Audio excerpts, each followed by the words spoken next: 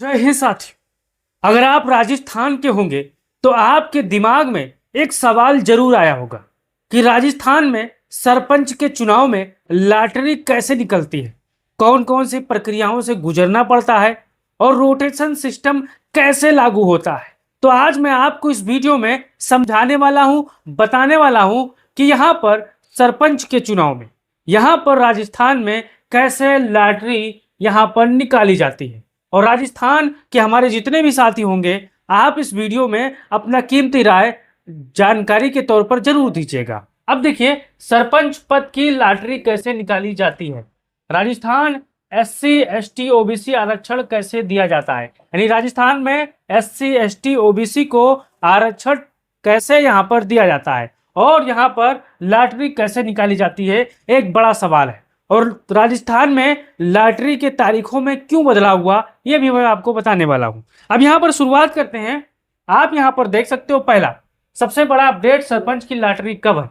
यह सवाल जैसे ही तारीखें आई होंगी आपके जहन में आया होगा, लेकिन यहां पर पहले सरपंच वार्ड पंच की आरक्षण लॉटरी 18 अगस्त 2026 को प्रस्तावित थी, लेकिन इसे स्थगित कर दिया गया है। अब संशोधित कार्यक्रम के अनुसार 17 सितंबर 2026 जिला परिषद सदस्य, पंचायत समिति सदस्य और प्रधान पदों की आरक्षण लॉटरी यहां पर जारी होगी। 18 सितंबर 2026 सरपंच और वार्ड पंच पदों की आरक्षण लॉटरी यहां पर निकलेगी। यह प्रक्रिया संबंधित उपखंड स्तर पर होगी, इस चीज को आपको ध्यान देना है। अब यहां पर यानी जिस गांव में कौन सा सरपंच पद एससी एसटी ओबीसी महिला या सामान्य होगा, उसकी सारी तस्वीर 18 सितंबर के बाद काफी हद तक यहां पर साफ हो जाएगी। यहां पर हमारे जितने भी राजस्थान के साथी होंगे तो आप इसको लेकर अपना राय दीजिएगा।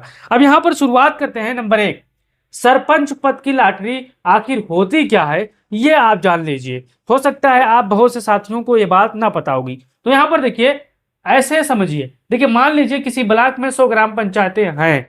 सरकार को पहले यह तय करना है कि होता है कि 100 सरपंच पदों में कितने पद एससी एसटी ओबीसी महिला सामान्य अनारक्षित श्रेणी के लिए यहाँ पर आरक्षित होंगे। सरकार पहले यहाँ पर देखती है कि भैया हमें 100 पंच जो सरपंच हैं उनको कितना कितना पद बांटना है। तो यहाँ पर देखिए श्रेणी, इसके बाद नियमों के अनुसार संबंधित ग्राम पंचायतों में आरक्षण आवंटन और लॉटरी यहाँ पर निकाला जाता है, किया जाता है। इस लॉटरी का मतलब यह नहीं कि कोई भी व्यक्ति अपना नाम डालकर सरपंच बन जाता है। लॉटरी से यह तय होता है कि कौन सी ग्राम पंचायत का सरपंच पद किस वर्ग के लिए यहाँ पर आरक्षित होता है। लॉटरी का मतलब यही होता है। अब यहाँ पर आगे बढ़ते हैं। एससी एसटी ओबीसी और सामान्य को आरक्षण कैसे मिलता है, यह भी सवाल आपके जहन में जरूर गूंजा होगा, बैठे होंगे तो सोचे जरूर होंगे। अब यहाँ पर देखिए, यह सबसे महत्वपूर्ण हिस्सा है। आरक्षण तय करते समय केवल पर्ची निकालकर मनमाने तरीके से एससी एसटी ओबीसी नहीं बांटे जाते। ये बात आप ध्यान दीजिएगा कि बहुत से लोग पर्चा डालेंगे एक बैग में, हाथ हिलाएंगे और एक पर्चा निकाल लेंगे तो फला गांव का ये हो जाएगा। इससे आप बाहर निकलिए और समझिए, इसके पीछे जनसंख्या लागू होता है, आरक्षण नियम लागू होता है। पिछले साल में आरक्षण और रोटेशन सिस्टम जैसे नियम यहाँ पर काम करते हैं। अब हमारे जितने भी साथी होंगे, अब यहाँ पर दिमाग लगाइए सरल भाषा में कि पहला कदम क्या होता है, कितने पद किस वर्ग के लिए आरक्षित करने हैं। दूसरा कदम होता है कितना ग्राम पंचायतें में वो आरक्षण लागू होगा। तीसरा कदम क्या है, महिला आरक्षण का समायोजन। चौथा कदम है पिछले आरक्षण रोटेशन को ध्यान में रखकर नई स्थिति तय करना, यानी जो पिछला चुनाव हुआ है किस पद के लिए कौन सा जो आरक्षित हुआ है उसको भी यहाँ पर दिमाग में रखा जाता है। इस चीज को आपको ध्यान देना है, तब जाकर कुल मिलाकर लॉटरी की प्रक्रिया यहाँ पर सामने आती है। अब यहाँ पर देखिए, तीसरा रोस्टर प्रणाली क्या है। बहुत से नौजवानों को यह पता होगी कि रोस्टर प्रणाली क्या है। ये यहाँ पर देखिए, यहाँ पर रोस्टर को आरक्षण का हिसाब किताब वाला रिकॉर्ड समझो। यहाँ पर मैं आपको समझाने की कोशिश कर रहा हूँ। देखिए उदाहरण के लिए मान लो, यहाँ पर पहले जान लीजिए, इसका उद्देश्य देखना होता है कि आरक्षण लगातार एक ही जगह रह जाए और नियमों के अनुसार अलग अलग चुनाव में आरक्षण का रोटेशन हो।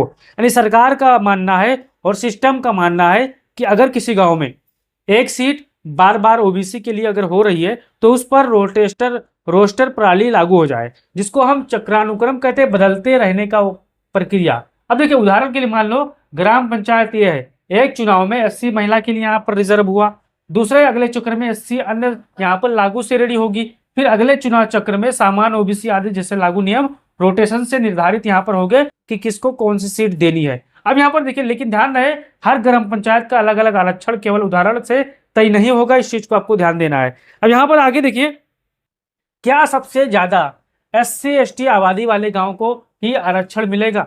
अब यहाँ पर आप एक चीज को ध्यान देना है और बात को समझना है। अब देखिए यहाँ पर जरूरी नहीं है कि हर स्थिति में एक ऐसी हो। देखिए आरक्षण की प्रक्रिया में संबंधित क्षेत्र की जनसंख्या और लागू कानूनी प्रशासनिक नियमों को आधार बनाया जाता है। अब मान के चलिए जो गांव है, गांव में क्या देखा जाता है? संबंधित क्षेत्र की जनसंख्या देखी जाती है और जो कानून कहता है वो प्रशासनिक नियमों को यहाँ पर देखा जाता है और उसको आधार बनाया जाता है। अब यहाँ पर मामला देखिए, इसके बाद आरक्षित सीटों का निर्धारण लॉटरी रोटेशन सिस्टम प्रक्रिया होती है। इसलिए गांव में किसी वर्ग की आबादी देखकर कोई व्यक्ति 100% पक्का अनुमान नहीं लगा सकता कि उसी गांव की संख्या सरपंच को उसी वर्ग के लिए अलाट होगी। तब बात आप समझ गए, यानी यहाँ पर पहले से तय होता है कि यहाँ पर किस जात को कितनी हक के अनुसार उनको आबादी के अनुसार सीट देनी है, तो वहां पर लॉटरी सिस्टम का इस्तेमाल होता है। अब यहाँ देखिए ओबीसी का क्या होगा? अगर आप ओबीसी की जाति के होंगे तो आपके जहन में ये सवाल जरूर गुंजा होगा कि ओबीसी का क्या होगा। देखिए इस बार ओबीसी आरक्षण को लेकर राजस्थान में काफी चर्चा है।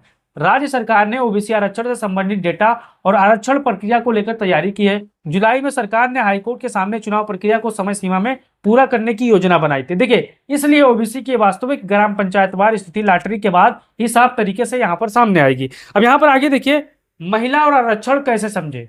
देखिए ये भी समझ लीजिए ताकि आपको वीडियो में कोई दिक्कत ना हो। देखिए महिला आरक्षण अलग से बहुत महत्वपूर्ण है। देखिए मान लीजिए आपको किसी ग्राम पंचायत का पद SC महिला के लिए आरक्षित हुआ है तो वहां केवल SC वर्ग की महिला चुनाव लड़ सकती है। इस चीज को आपको ध्यान देना है। अगर ओबीसी महिला हुआ तो ओबीसी वर्ग की पात्र महिला ही चुनाव लड़ सकती है। ओबीसी में SC महिला नहीं लड़ पाएगी और SC महिला में ओबीसी महिला चुनाव नहीं लड़ पाएगी। और सामान्य महिला हुआ तो सामान्य अनारक्षित में पात्र महिला चुनाव लड़ सकती है। इसलिए केवल यह देखना काफी नहीं है कि SC ST OBC जनरल है, यह भी देखना होगा कि वह महिला है या पुरुष है। इस बात को आपको ध्यान देना है। अगर बात समझ में आ गई होगी तो आप नारा दीजिए। अब देखिए यहाँ पर एक कदम आसान उदाहरण मैं आपको समझाने वाला हूं।